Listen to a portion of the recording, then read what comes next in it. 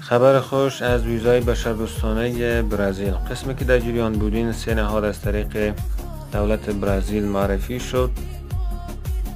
یکیش معروفترینش بین مردم پناهگاه بود و دیگهش همیش تو جادو و دیگهش همیش موندو که البته خب پناهگاه ثبت نامش از طریق خانه‌پوری فرم آنلاین بود و دو نهاد دیگه از طریق ایمیل روان میشد که امین نهاد دوم خوشبختانه که از طریق خانه‌پوری فرم آنلاین ثبت نام شروع شده و میتونین که ثبت نام بکنین. البته خود نهاد گفته در مقدمه که ظرفیتشان محدود است، پس عجله کنین ثبت نام خود را درج بکنین، درخواستان روان بکنین، شاید که این هم قسم نهاد پناهگاه وارد ثبت نامش زود بند شود.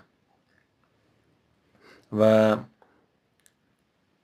اینی هم صفحه فیسبوک ما هست، فالو بکنین خبرها و فرصت های جدید را